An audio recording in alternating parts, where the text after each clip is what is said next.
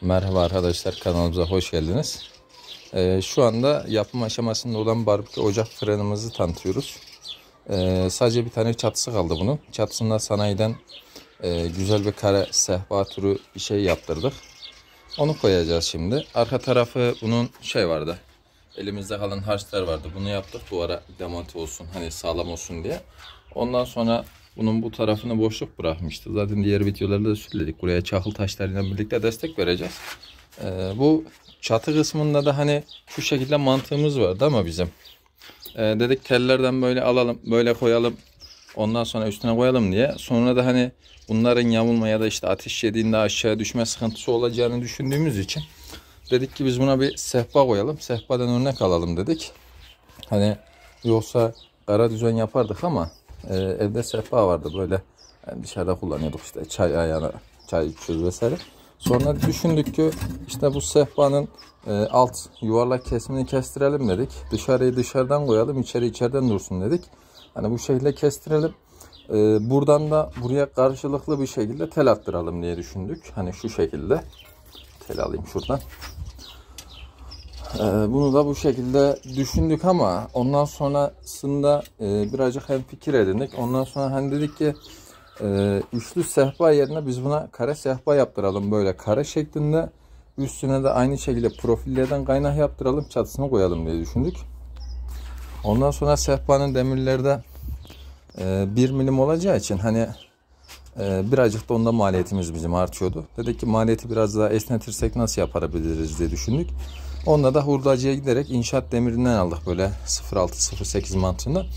Onu da bizim sanayiye götürüp ustamıza güzel bir işçilikle, elimizden geldiği ölçülerle birlikte hem fikir edindik. Şimdi biz onu koymaya başlayacağız. Koyduktan sonra da aynı şekilde elimizin altındaki bu taşlarımız var bu şekilde. Bunları da demirin üstüne koyacağız. Köşe tarafına da 2 tane alacağız. Baca alacağız. Onları koyacağız. Büyük ihtimal hani üstüne boru yapmasak bile aynı şekilde taşlardan alacağız. O şekilde koyacağız inşallah. Hani güzel bir şey bekliyoruz ama biraz da yalan yok şimdi. Cingen işine benzedi ama hani elimizden gelen bu. Fazla bir tecrübeye hakim değiliz. İşte yapım olsun, sıvı olsun. Elimizden geldiği kadar yapabileceğiz. Hani bu şekilde devam edeceğiz. Aşağıdan da çakıl taşlar alıp böyle birazcık yanlardan tahviye vereceğiz. Arkadan tahviye vereceğiz. Hani en azından şamot harcı olmadığı için de yapıyoruz. Kalekimle birlikte şeyimiz var. Alçımız var. İkisini karıştırdık. Böyle bir ortaya çıktı. Hani biz bunu vurduğumuzda herhangi bir sallanma olmuyor. Sağlamdır yani bu şekilde. Yine de her ihtimale karşı hani yiyeceği ateş çok fazla olduğu için patlatma riski var dedik. Ortaya kare dikdörtgen böyle bir sehpa dizayn ettik. Çatlı ev gibi, hani inşaatçıların yaptığı şekilde. Onun üstünde de bacaya koyacağız. Tekrardan elimizde olan taşları da sırası üstüne koyacağız. Aralıksız bir şekilde. İnşallah bugün kapatmaya çalışacağız. Bugün videomuz son bulacaktır. Elimizden gelenin en iyisini yapmaya çalışırdık ama hani dedik ki birazcık daha böyle maliyetten kaçalım. Sonuçta hani dedik çok lükse girmiyoruz zaten yaptığımız yere göre. Durum bundan ibaret arkadaşlar. Şimdi küçük biraderimiz geldiği zaman kamerayı tutacak. Biz de aynı şekilde yerleştirmesini vesaire yapacağız. Ona göre güzel bir şey çıkacağını düşünüyorum inşallah. Diğer önceki videolarından birlikte de hani izlemeye devam ederseniz nasıl yapıldığı konusunda ya da işte kendi evinizin balkonuna, bahçenize, bahçe yapmış olsaydık biz bunu hiç uğraşmazdık. Yani düz mantık birketten de yapabilirdik. Şömine tarzını ya da işte direkt döküm olarak da yapabilirdik ama hani biz dedik ki biraz daha teferruatlı olsun. Hani kendimize de işin açığı canımız sıkılıyordu böyle evde oturmaktan, sürekli iş yapmaktan. Kendimize iş çıkartalım, böyle bir şey yapalım dedik. İlk videomuzu da bu şekilde çekelim dedik ama hani video çekmek de bizim işimiz pek değildir. Yine de elimizden geldiği kadar böyle hoşumuza giden, deneme yapmak istediğimiz videolar olsun, diğerleri olsun, çekim yapacağız. Hani sizler de videolarımızı izleyerek hem fikir edinebilirsiniz. İlerleyen süreçte de çok fazla bir video çekimine girebilirsek işte teknoloji kısmına gideceğiz. Hani bildiğimiz kaynaklarla birlikte. O şekilde bir çalışma olacağız. Şimdi biz bunu yapacağız. Buradan bir sehpamızı alalım. Zigon sehpamız. Üstündeki de zigon sehpanın camıdır, yani temperli camdır. Bu temperli cama vurduğumuzda olmaz. Hani kırılma vesaire yapmaz. Hani bunun üstünde baca olmuş olmasaydı ben direktman fabrikadan güzel bir üstüne cam kestirecektim. Böyle alev taşlarla birlikte kapatacaktım güzel bir şekilde. Ya da işte kare bir şekilde yapacaktım ama kısmet böyleymiş. Hani böyle bir şey yapacağız. Şimdi kardeşim gelir. Hem sanayide kaynattırmış olduğum demiri koyacağım. Hem onu görmüş olursunuz. Hem de bir nevi fikir almış olursunuz. Hani ille de bu şömine yapacağınız anlamına gelmez. Hani bu kümes de olabilir ya da işte kendinize tek odalı bir kulübe tarzı da olabilir. Hani bunu daha büyük şeklinde banza bahçenize yapabilirseniz hani güzel olur yani. Şimdi ben koyacağım. Kardeşim geldi. Kamerayı ona vereceğim. İnşallah siz de adım adım bize izleyerek hem fikir edinebilirsiniz. Yorumlarınızı açığız. Hani bize istediğiniz gibi hani yorum önerebilirsiniz. O şekilde şimdi başlıyoruz arkadaşlar. Bu şekilde. Arkadaşlar şimdi bu bizim sanayide kaynattırmış olduğumuz böyle demir. Hani birazcık böyle Fransız yaptırdık ama şimdi biz bunu içeriye koyacağız. Kardeşim böyle çeksin. Şöyle. Tut böyle kardeşim.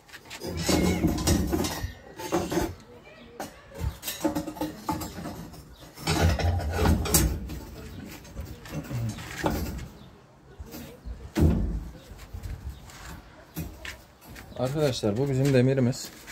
Ben şöyle telefonu alayım kardeş. Kaldığımız yerden devam ediyoruz. Bugün inşallah hafif bir yağmur tadı var ama havada, kapalı havada. Elimizden geldiği kadarıyla bugün yapacağız inşallah. Bugün çatının kapanmasını yapacağız ve sıva işlemine geçebilirsek ki sıva yapacağız. Şimdi ben buraya şey düşünüyorum. İnşaatçıların bu inşaat demirinden satın aldım hurdacıdan. Bunu üst üstüne koyduğumda şu anda yağmur yağıyor. Üst üstüne koyduğumuzda tel mantığıyla düşündük. Dedik hani ister teli böyle koyalım. Hani siz bunu böyle düşünebilirsiniz. Ya da böyle düşünebilirsiniz. Ya da bu şekilde. Bu şekilde düşündüğümüzde üstüne koyduğumuzda ateş tuğlalarını büyük ihtimal betonla birlikte ortası hemen hemen 80-85 santim olduğu için düşecektir. Ortadan tahviye koymamız lazımdı. Hani biz bunu koyduğumuzda zaten yakacağımız ateşi yakamayacaktık. Hani ben de şey düşündüm. Elimde sehpa vardı. Normalde sehpayı keseyim mantığıyla düşündüm. Bu şekilde ister dedim ortadan koyayım bunu. Yanlarını keseyim. Yanlardan bu şekilde uzatayım diye. Ya da bu sehpanın karesinden düşündüm. Hani 3 tane ayaktan baz aldık ama biz bunu 4 tane ayaktan baz aldığımızda da aynı bu şekillere böyle koyduğumuzda ve şu arka tarafına kapatmak için de sündürme yapacaktık. Bu şekilde üstüne de kalekimle birlikte çakıl taş ya da normal taşlardan toplayıp dökecektik. İnşaat demiri satın aldım hurdacıdan bir 15-20 tane kadar. Bunu sanayiye götürdüm. Burayı biz normalde ölçtük ama 80'e 60 ya da 100'e 60 boyutlarına geliyordu. Dedik ki hani taşın ebatlı kısmına vesaire hani bu 6-7 ya da 8 santim geliyordu. Biz bunu dedik ki 10 santim yapalım.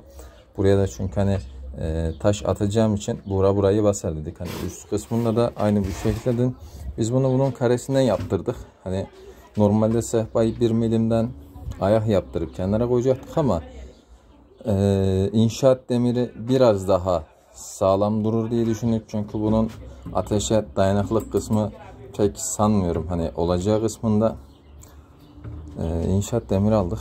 İnşaat demiriyle yapacağız. Ben dün geceden kaynattırdım. Fabrikaya giderek. Fabrikada güzel bir hani elimizden geldiği kadarıyla ustaları tarif ederek kaynattırdık. Şimdi üstüne çatısını koyacağız.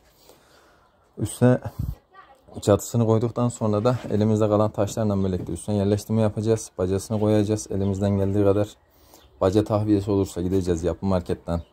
Baca taşını alacağız. İç tarafını sıvama ihtiyacımız şu anda herhalde yoktur büyük ihtimal.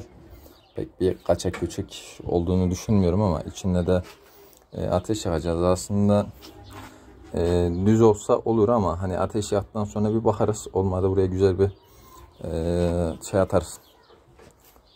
Sıva çekeriz. Onun dışına yanları dolduracağız bu şekilde. Şimdi üstüne güzel bir kalekim sereceğiz. Onun içinde şimdi çatısını koyacağım ben. Çatıyı da aynı şekilde size tarif edeceğim. Bugün de inşallah bunu biz bitireceğiz. İlk ateşimizi bugün akşam ya da yarın yakacağız inşallah. Siz de bu durumdan haberdar edeceğiz. Önceki videolarla birlikte nasıl başladığımızı izleyebilirsiniz. Hani yapmak isterseniz işte balkonunuzdur, bahçenizdir. Bahçenize biraz daha bunu pratik yapabilirsiniz daha profesyonel şekilde ama biz elimizden gelen imkanlarla hani birazcık cingen iş olarak biz böyle bir şey yaptık ama sonucunu bilmiyoruz. Yapma aşaması bittikten sonra duman nereden çıkar, baca nereden çıkar birlikte bakacağız, göreceğiz inşallah. Şimdi telefonu kardeşime vereceğim. Kardeşim video çekecek. Ben de çatı koyma işlemini yapacağım inşallah. Harç çıkaracağım birazdan. Birlikte adım adım böyle devam edeceğiz arkadaşlar. Evet arkadaşlar, şimdi biz bunun demirini koyduk. İnşaattan aldığımız demir bu şekildeydi. Biz bunu güzelce kaynaklattırdık. Hani dediğim amaç şuydu. Biz bunu 10 santim. Bura hemen hemen 6 santim geliyordu.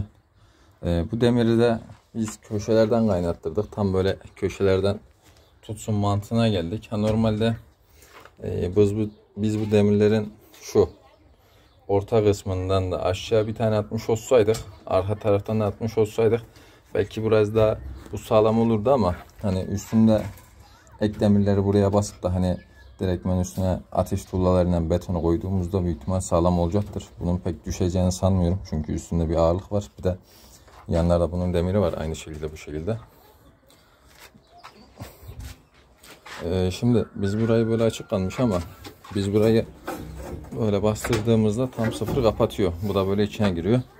Biz büyük ihtimal bunu bükeriz. Böyle koymadan önce. Şimdi köşe taraflarına birer tane daha şey atacağız. Ateş tuğlasından koyacağız. Ateş tuğlasını koyduktan sonra da yavaş yavaş yapım aşamasına geçeceğiz. Çatı kısmında güzel bir şekilde olacağını düşünüyorum.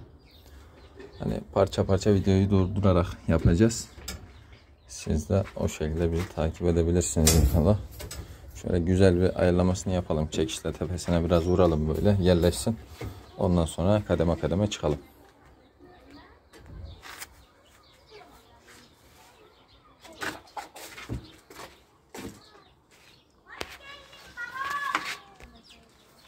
Kapat. Arkadaşlar şu an çakıl taşlarıyla karışımımızı birleştiriyoruz.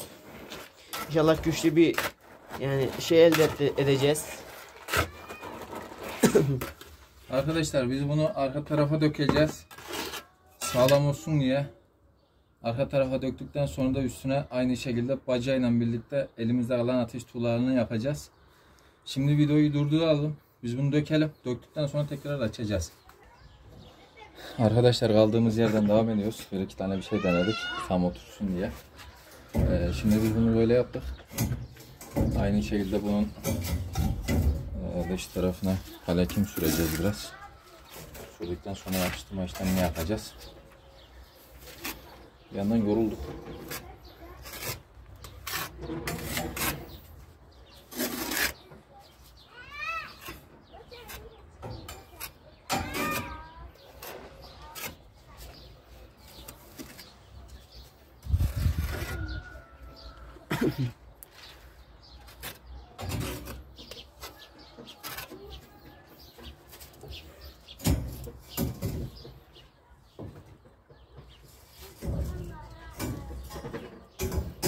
İki taş da aynı.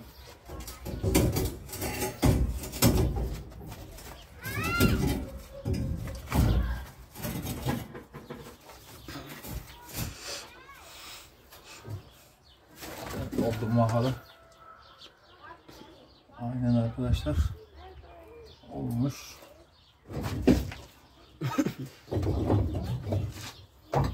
Buradan gidecek arkadaşlar şimdi. Yan tarafına aynı şekilde taşlayacağız.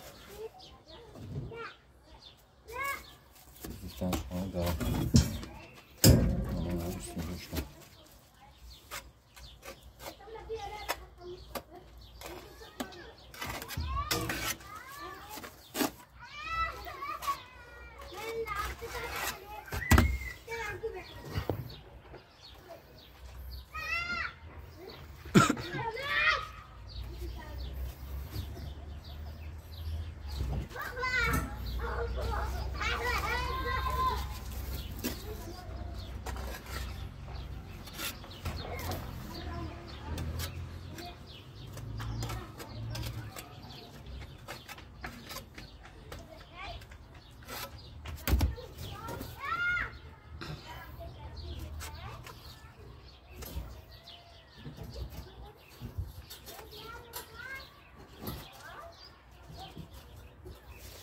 Böyle arkadaşlar, arka taraftan destek vereceğiz.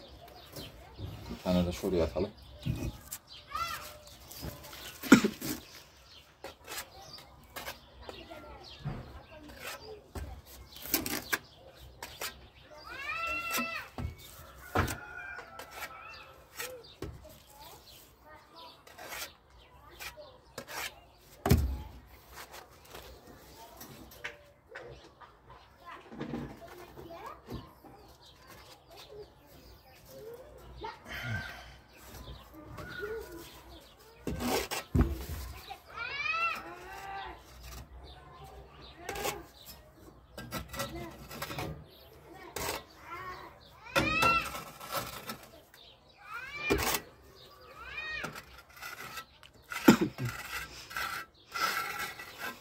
Burayı daha sonra tutuşturarız biz. Şimdi arkadaşlar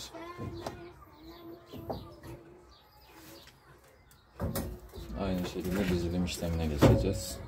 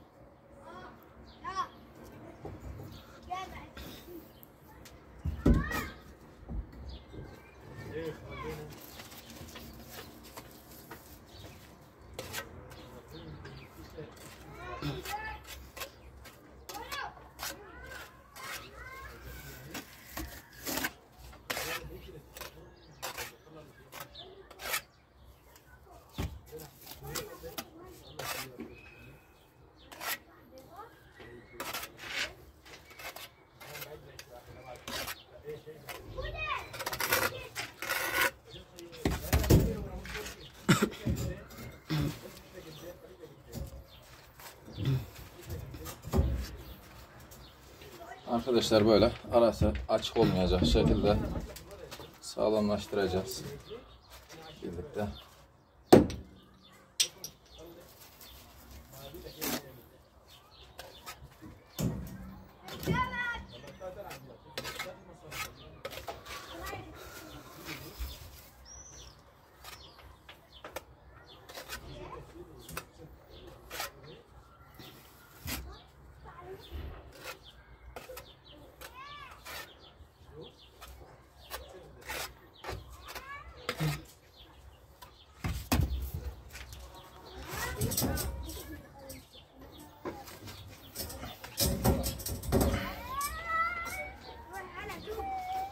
Birazcık böyle yamuk oldu ama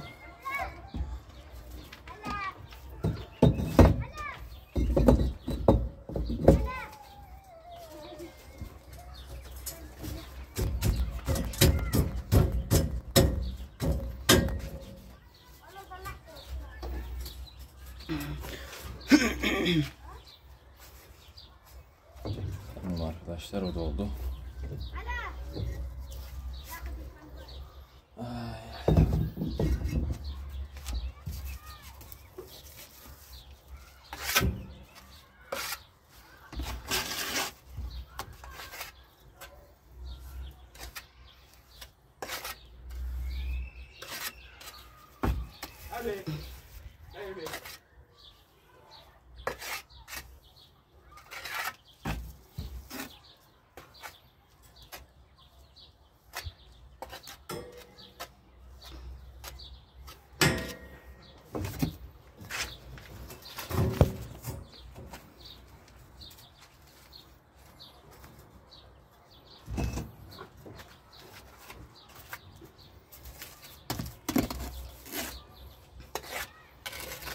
Arkadaşlar normalde biz bunların yanına sermeden üstüne atacaktık ama hem dedik taşlar tutsun hem daha iyi olsun dedik.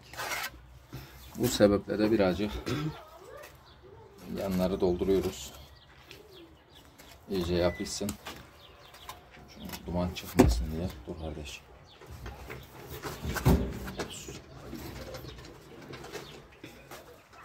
Oraya bir tane daha girer mi? Bakalım. Çek kamerayı dostum.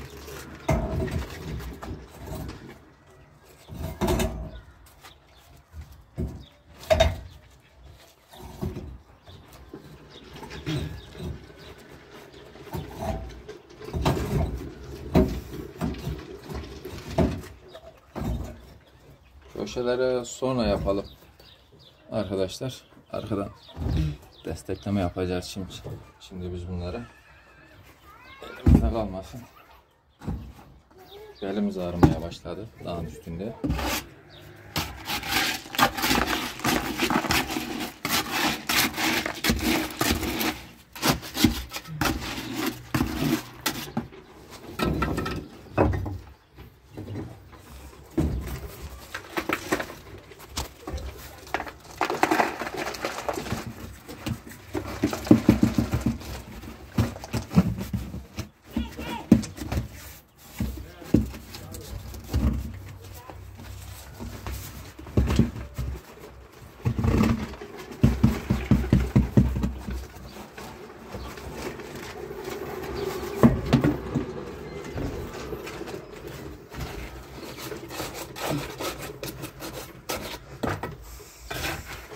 Destek vereceğiz bu taşlarla böyle çakıllarla. Aynı şekilde bir üstüne atabiliriz ya büyük ihtimal.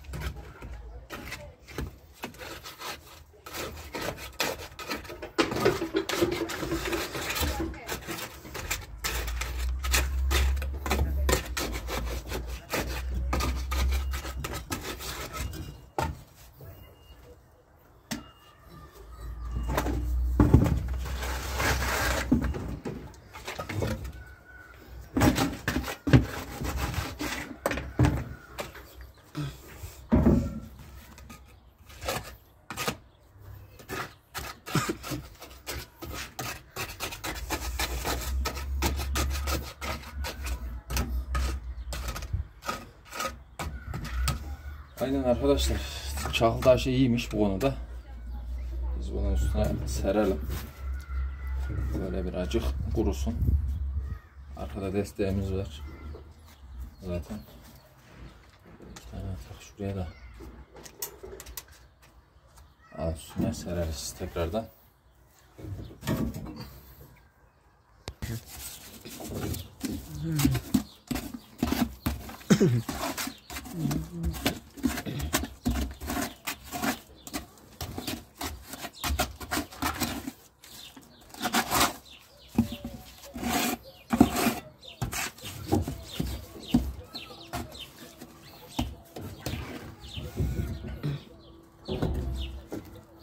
Evet arkadaşlar buradan devam ediyoruz. Kaldığımız yerden. İçeriden koyalım ya değil mi?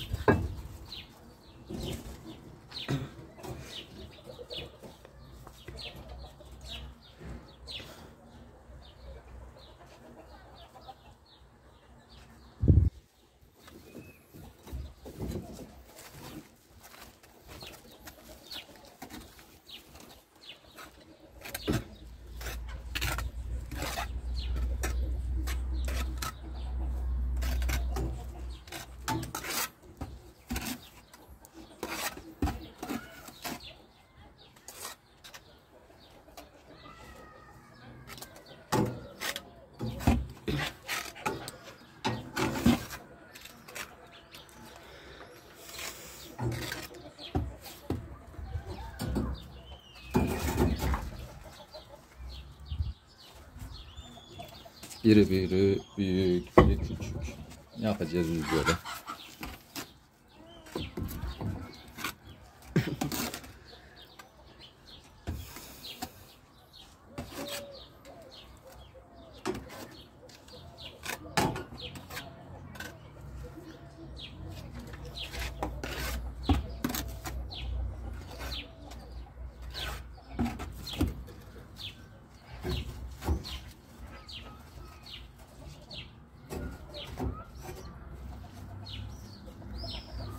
Evet arkadaşlar, bu arası açık oldu.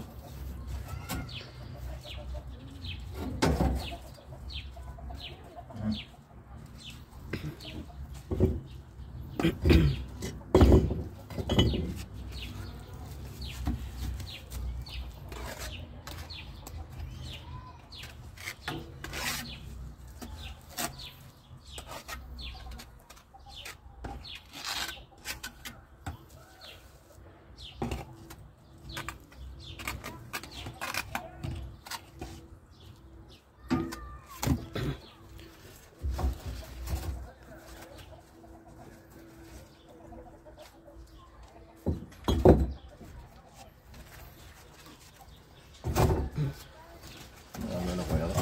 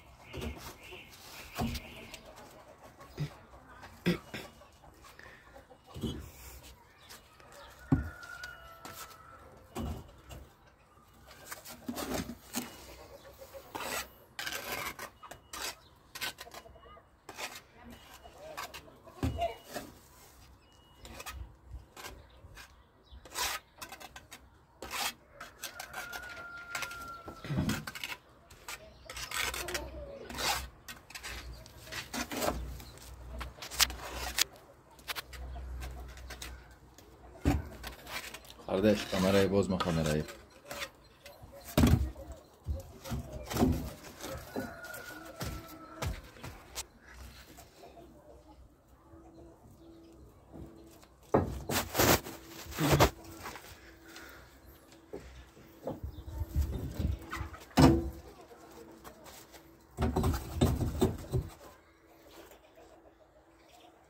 Bu koyarsak alttan destek vermemiz lazım.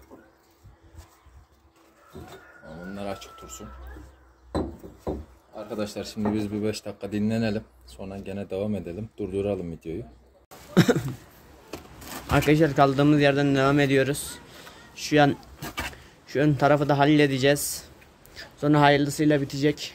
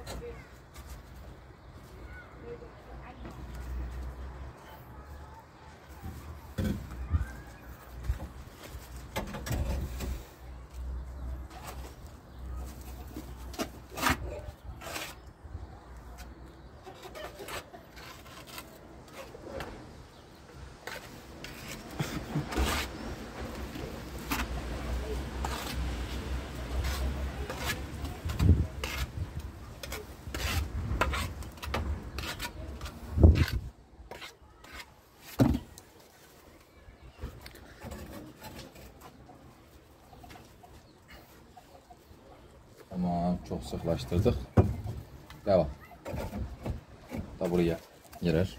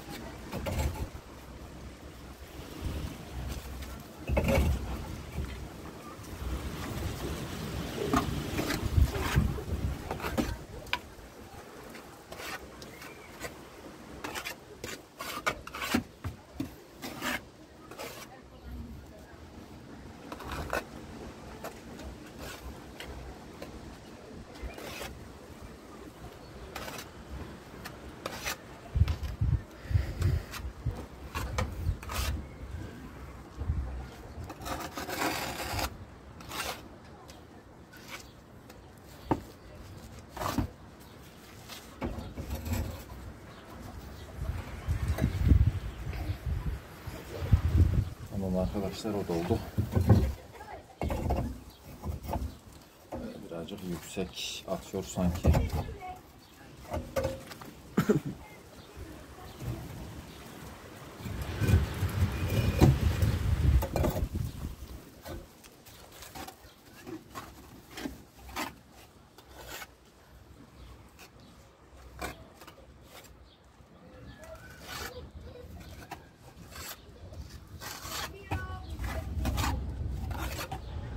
Arkadaşlar, şu anda fena şiddetli bir yağmur yağışı var. Damlalar düşmeye başladı önümüze. Ne yapalım?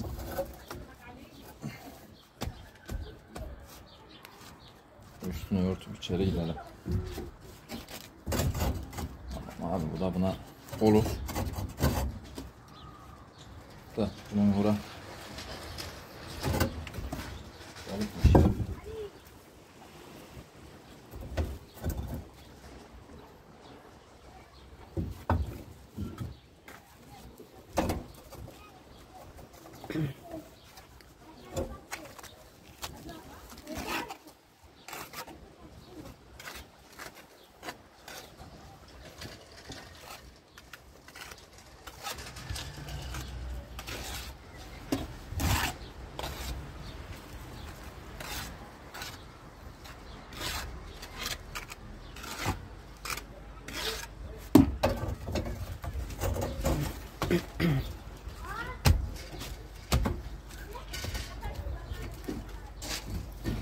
Dur dostum, çek. Yok, şunu koyacağım.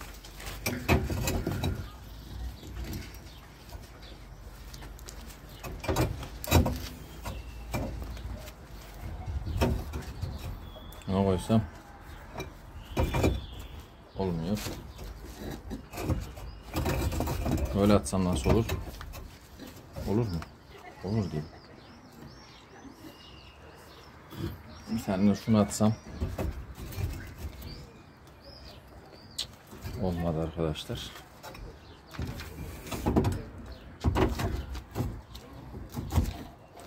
Ama bu buraya olur.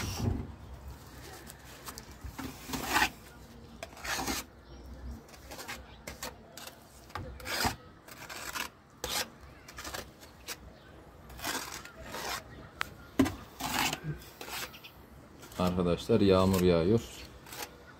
Biz videoya ara vereceğiz. Yağmurdan sonra devam edeceğiz büyük ihtimal.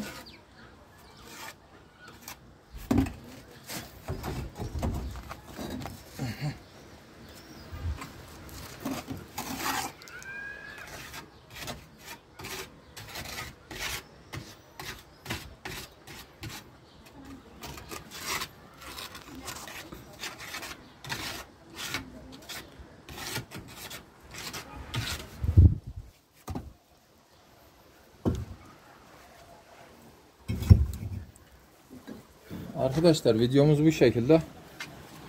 Telefonu ben alayım. Yani alt kesim bu şekilde, birkaç tane açığımız var ama onlar da birazdan şimdi çakıl taşlarıyla birlikte kapatacağız. Yukarıda da bacamız var. Yan tarafta da böyle aynı şekilde desteği verdik ama yine birleştirme yapacağız biz bunu. Yağmur yağacak şimdi. Buraya zarar gelmesin diye üstünü kapatacağız biz. Şu anda da yağmur atıştırıyor zaten. Yağmur durduktan sonra devam edeceğiz. Videoyu da açacağız inşallah. Görüşmek üzere arkadaşlar. Merhaba arkadaşlar. Tekrardan hoş geldiniz. Şu anda videomuzu aynı şekilde editleme yapıp birleştirme yapacağız. Sadece bunda önceki videoda bu birinci sıramız kalmıştı. Biraz da dedik arka taraflar kalmıştı. Ondan sonra biraz da buraya takviye ettik. Şimdi aşağıdan bir şey topladık. Birazcık böyle 2 kova kadar çakıl taş topladık. Bunu burada şimdi güzelce karacağız. Bu arasındaki boşluğa dolduracağız. Elimizde 10-15 tane kadar da ateş tuğlası kaldı. Onları da aynı şekilde duvarın kenarından birleştireceğiz. Diğer kalekimle ve alçıyla karışımda aynı şekilde bunun üstüne sereceğiz. Yağmurda, yaşta ya da işte patlamaya karşı herhangi bir sıkıntı vermesin diye. Bu şekilde olacak arkadaşlar. Bacamız bu şekilde ama buradan geliyor. Hafiften bir yağmur sezdim. Yağmur yağıyor. Baca buradan çıkacaktır. İç tarafımızda sıkıntı yok. Demirler aynı şekilde duvarlara temas etmiş durumda. Kenar taraflarını biz kaldırdık. Sadece bir yukarıda hafiften bir açıklık kaldı. Oradan da üstüne kalekinden birlikte taşları döktüğümüzde büyük ihtimal kapatılacaktır. Aynı şekilde yanlarda birkaç tane ateş tuğlası atacağız. Ve bunu bu şekilde yapmış olacağız arkadaşlar. İşlem bu şekildedir. Hani kare olarak yapalım dedik. Ondan sonra güzel bir şömine yapalım dedik ama hani çok teferruata girmek istemedik. Hani böyle fazla bir ateş yakacağımızdan değil ama olabildiğince böyle işte düz mantık mangallık olarak düşündük. Hani biraz daha çok amaçlı olarak yaptık ama olabildiğince birazdan da videomuza geçeceğiz. Üstüne harçları dökeceğiz. Videomuzu da aynı şekilde bitireceğiz. Diğer bir videolarda da çekim yaparsak inşallah farklı şeylerde çekim yapacağız. O şekilde bırakacağız arkadaşlar. Bunun aşağı tarafında bir tane küçük göz vardır. İşte şömine odunlardan koyarsam diye, hani ağaç kesimlerine vesaire koyarsam diye kolay olur diye düşündüm. Bu şekilde yapmıştım ben. Buraya da böyle hafif kümes tarzı bir şey yapmayı düşünüyordum. İşte bıldırcın ya da hani civciv alırsam böyle hobiye sevmeye. Onları güzel bir kafes yapmayı düşünüyorum bu taraflara da. İnşallah hani önümüzdeki günlerde de buradaki sobayı kaldırıp güzel bir kafes yapmayı deneyeceğiz. Olursa olur, olmazsa da yapacağımız bir şey yok. En fazla odunumuzu, kömürümüzü koyarız. O şekilde kullanırız arkadaşlar. Şimdi kameraya kardeşime vereceğim. Kardeşim çekecek. Biz de üstündeki harçları karacağız, dökeceğiz, yapıştıracağız. 1-2 gün dinlenmeye kalacaktır. Ondan sonra da bir tane ateş yakımını deneyeceğiz. Hani oluyor mu, olmuyor mu, patlak verecek mi, vermeyecek mi diye. O şekilde bir deneme yapacağız arkadaşlar. Ateşli halinde size çekip atarız. Arkadaşlar böyle çakıl taşlarını döktük biz aynı şekilde. Birazdan bunları üstüne kalekimle alçıyı dökerek karıştıracağız. Ovaya koyup bunun üstüne bırakacağız. 2-3 gün boyunca dinlendireceğiz sağlam tutması için. Ondan sonra da ateşimizi yakmaya başlayacağız inşallah. Olur diye düşünüyoruz. Hep birlikte görelim bakalım arkadaşlar. Arkadaşlar biz şimdi buraya döktük çakıl taşlarıyla kalekim. Güzelce karıştırıyoruz. Yediriyoruz.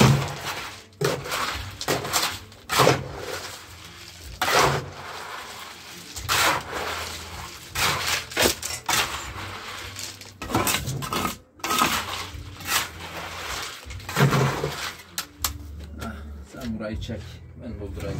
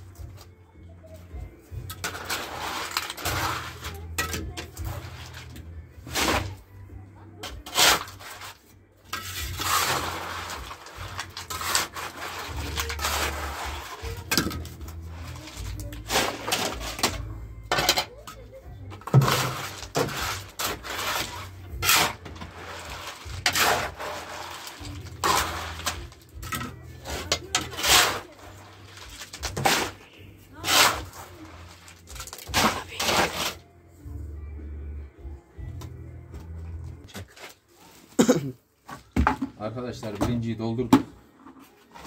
Oh, haza ağırmış lan o da. Ama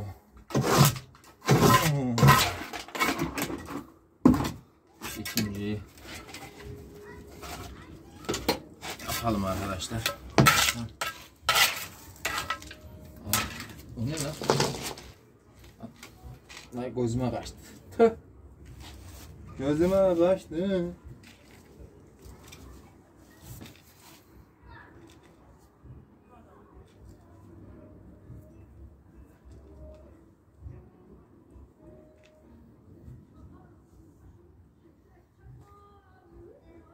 Arkadaşlar onu attık biz, gözümüze kaçtı, mahvetti gözümüzü ya. Neyse.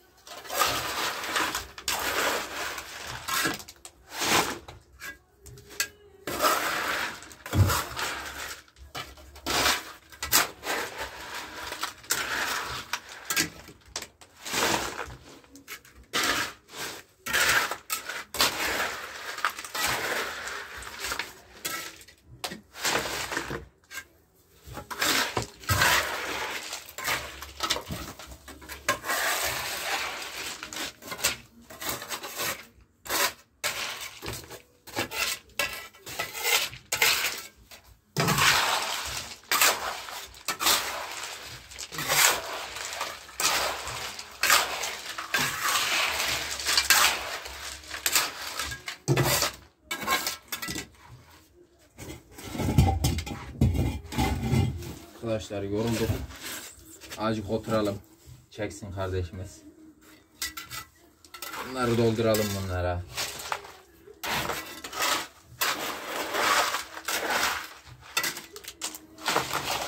Abi bir de bunları kaldırması var oraya.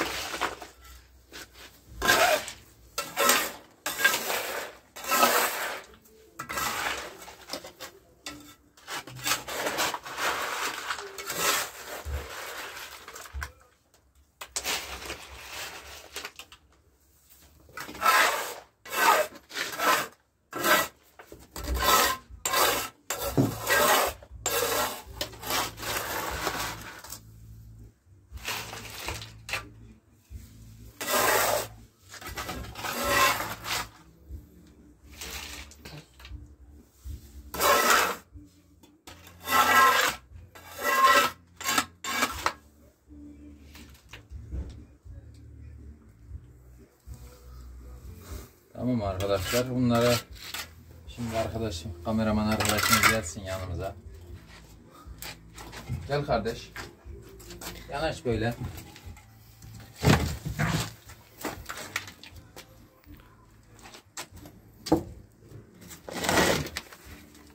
Yağmur mu yiyor lan?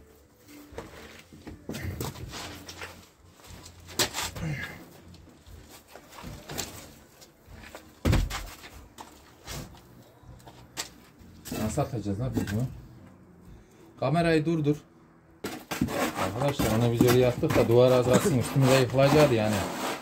Demir kaldırmamış. Bu da eğilmiyor diyor abi. Yap şöyle de. Yağmur yağıyor. Sulandırsın hocam.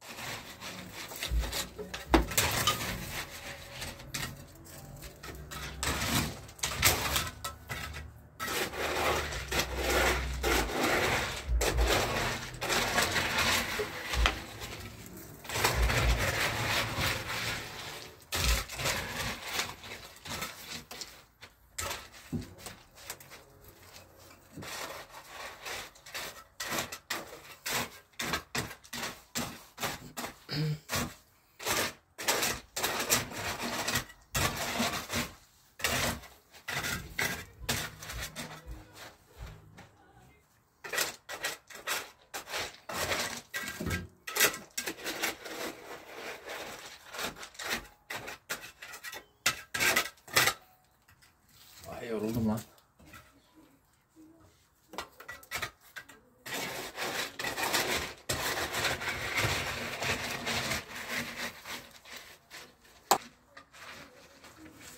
Arkadaşlar biraz durduralım.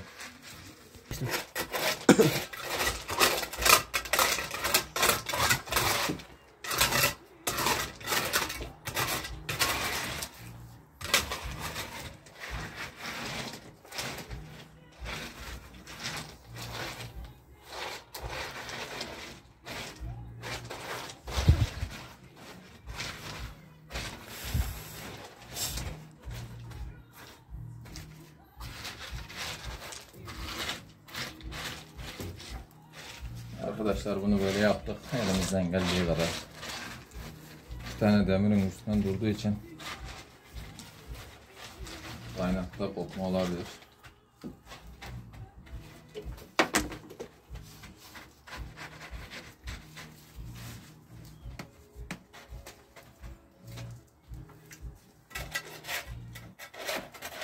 Arkaya atalım abi. Üstüne çıksam olurdu da bunu.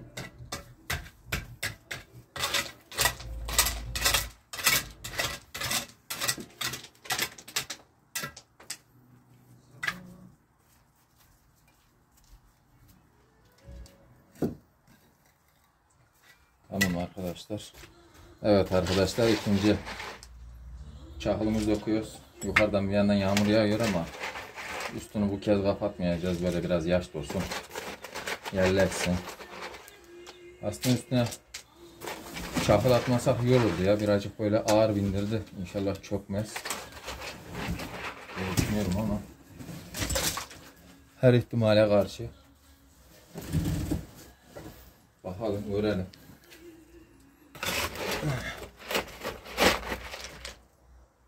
Böyle atacağız artık. Malum şartlarda kalkmıyor. Kutik gibi.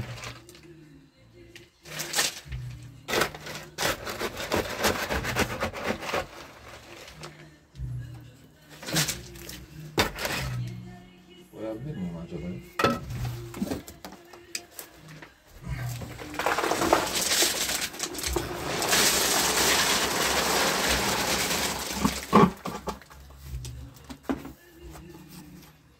Evet arkadaşlar, köşeye koydum. Taşlarımızı attık. Böyle.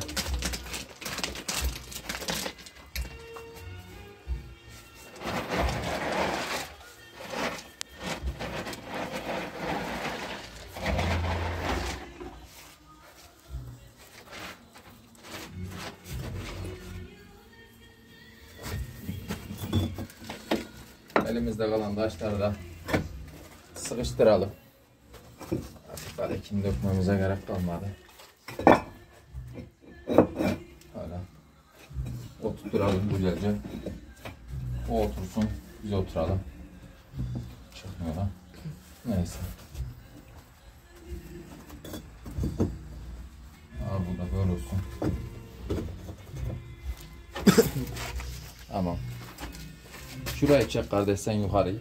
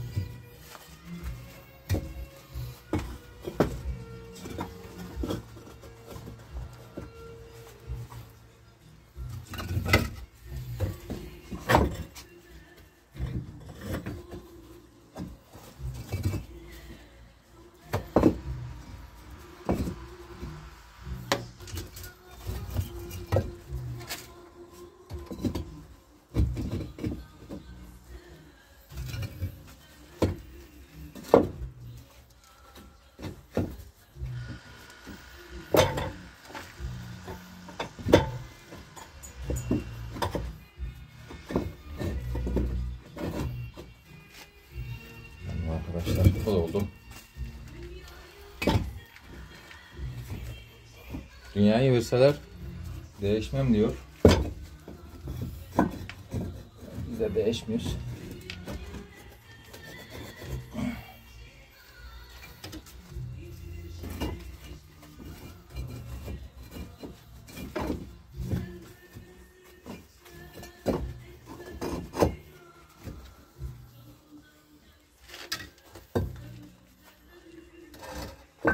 Arkadaşlar son bir taşımız kaldı. Da şuradan sıkıştırırsam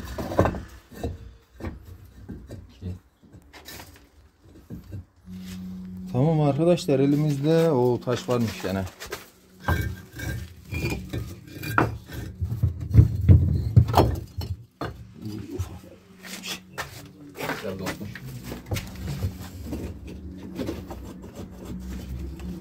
Tamam arkadaşlar, o da oldu. Evet, şunu da o araya koyduk. Bunu da buraya koyduk. Aslında bizim bu taşları atmamızın amacı üstüne yakını tutmaktı ama niye tutmamış? Anlamış değilim. Tutar herhalde.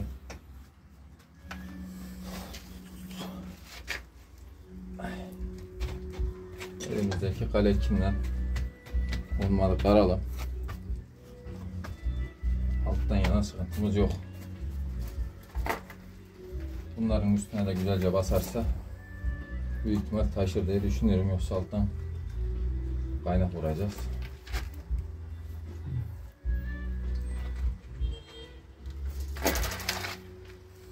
Bu şekilde.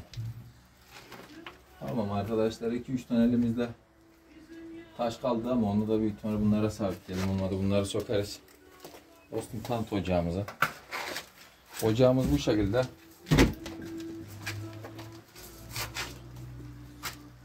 Yukarıyı tanıt. Üstüne çakıl taşıyla birlikte kalekim, seten alçı yaptık ama bu şekilde pek bunun hani tutacağını sanmıyorum ama işte üst alttan hani ateşi yaktığımızda yukarıya vurmasın, işte hani kenarlar vesaire varsa bu şekilde kapatalım diye düşündük ama bakalım, biraz da yağmur yağıyor. Üstünü kapatacaktım ama bunun birazcık böyle sulanması lazım. Bu şekilde bırakacağız arkadaşlar. Yanındaki demirler zaten sıkıntılı olduğundan kopabilir. Hani biz bunu ellemeyeceğiz. Bu şekilde dursun, kendine korusun diye. Aynı şekilde herhangi bir şey olursa da 2 kaynak şeklinde çapraz bir demir yapacağız. Bunun üstüne de büyük ihtimal yarın, bu sağlam oldu zaten. Hiçbir şekilde oynamıyor. Üstüne tekrardan baca koyacağız. Bacayı bu şekilde uzatacağız.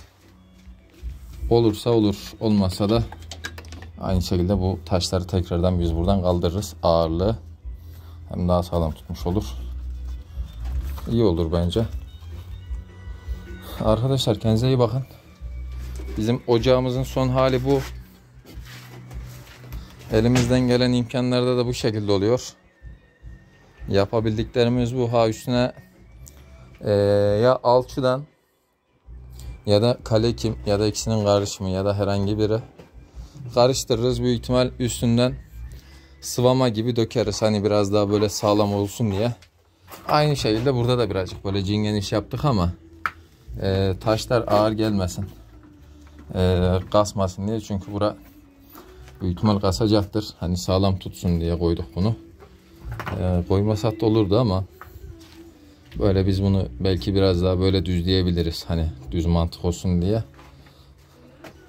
Ama buradaki mantıkta bir tane bakalım. Eğer kavlama muhabbet olursa buradaki taşlardan biz alırız. Sıvarız tekrardan üstünü. Yan tarafa dökeriz. Bunun üstüne de hafif bir tane ya saç koyarız ya da ince çakıl taşı buluruz ya da alırız. Onu dökeriz, kapatırız. Videomuzu izlediğiniz için teşekkür ederiz arkadaşlar. Videomuz bu şekilde. İçeride aynı şekilde. Bu şekilde kapatıyoruz arkadaşlar. Kendinize iyi bakın. Diğer videolarda görüşmek üzere. Elimizden gelen budur.